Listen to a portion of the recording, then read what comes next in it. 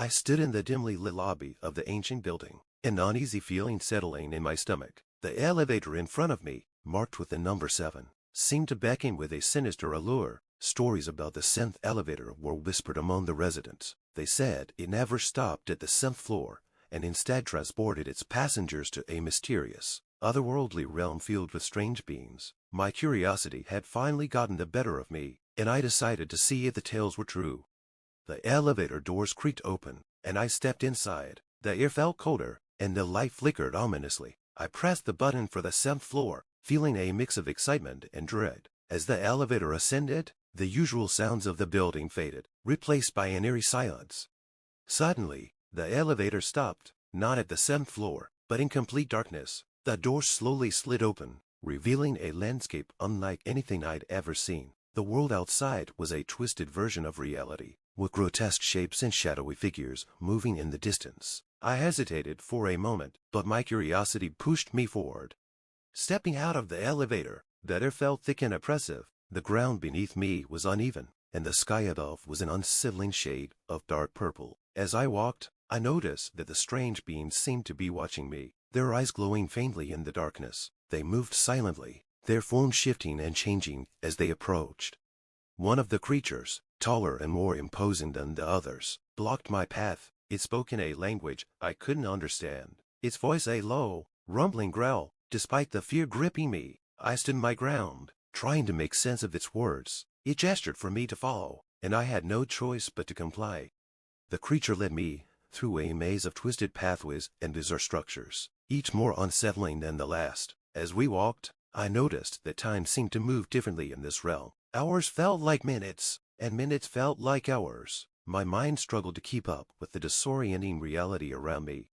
Eventually, we arrived at a large, ominous building. The creature motioned for me to enter, and I reluctantly obeyed. Inside, the air was even colder, and the walls seemed to pulse with a strange energy. In the center of the room stood a pedestal with an ancient, glowing artifact. The creature pointed to it and then to me, indicating that I was to take it. As I reached for the artifact, a surge of energy coursed through my body, filling me with a sense of power and dread. The room around me began to warp and twist, and the creatures started to chant in their strange language. The artifact seemed to resonate with their voices, growing brighter with each passing moment. Suddenly, I was back in the elevator, the artifact still in my hand. The doors closed, and the elevator began to descend. My heart raced as I wondered what would happen next. When the doors finally opened, I found myself back in the lobby of the ancient building. The oppressive feeling was gone, but the sense of dread remained. I knew I couldn't keep the artifact. It felt wrong, like it didn't belong in our world. But the experience had changed me. I couldn't shake the feeling that the creatures were still watching, waiting for me to return. The 7th elevator was no longer just a curiosity. It was a gateway to a place I could never truly escape. As I left the building, I couldn't help but look back at the elevator. Its doors closed and silent. The stories were true, and I had seen the otherworldly realm with my own eyes. But the cost of my curiosity was a burden I would carry forever, haunted by the memory of the 7th elevator and the beings that dwelt within its shadowy depths. Weeks passed, but the events of that night stayed with me, haunting my dreams and every waking moment. I could feel the weight of the artifact in my pocket, a constant reminder of the realm I had glimpsed. The feeling of being watched never left, and I knew the creatures were still aware of me. One evening, unable to bear it any longer, I decided to return the artifact. I made my way back to the old building, my heart pounding with a mix of fear and determination. The lobby was just as dimly lit as before, and the 7th elevator stood ominously at the end of the hallway. With a deep breath, I stepped inside and pressed the button for the 7th floor. The elevator's ascent felt like an eternity, each second stretching out as if time itself was resisting my return. When the doors opened, the darkness enveloped me once again. I stepped out, and the familiar twisted landscape greeted me. The creatures were already there, their glowing eyes fixed on me. I held up the artifact, and the tall creature that had guided me before approached. It took the artifact from my hands, its eyes narrowing as if scrutinizing my intentions. I stood my ground, hoping my gesture would be enough to appease them. The creature examined the artifact, then looked back at me, its expression unreadable. To my surprise, the creature nodded and gestured for me to follow it once more. This time, the journey was shorter. We arrived at a towering structure, its architecture more elaborate and foreboding than the others. Inside, a pulsating light emanated from the center of the room, and the air crackled with energy. The creature placed the artifact on a pedestal, and the light intensified, bathing the room in an otherworldly glow. The beings began to chant again, their voices merging into a harmonious, yet eerie melody. The artifact resonated with their song, vibrating with a power that seemed to transcend the physical world.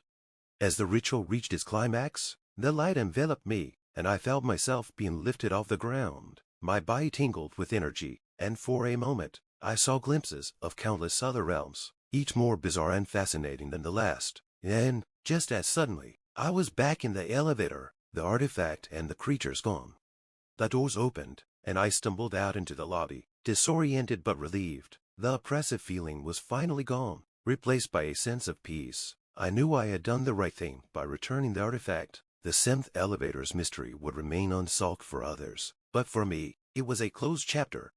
As I left the building for the last time, I glanced back at the elevator, feeling a strange mix of gratitude and apprehension. The experience had changed me in ways I couldn't fully understand. While the memories of that otherworldly realm would stay with me, I felt a newfound appreciation for the reality I lived in.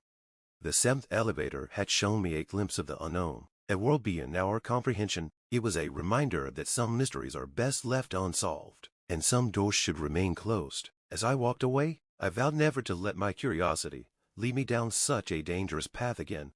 This story was a part of me now, a testament to the thin veil between our world and the unknown. And while I would carry the memory of the 7th elevator and its mysterious inhabitants forever, I was finally free from their watchful eyes.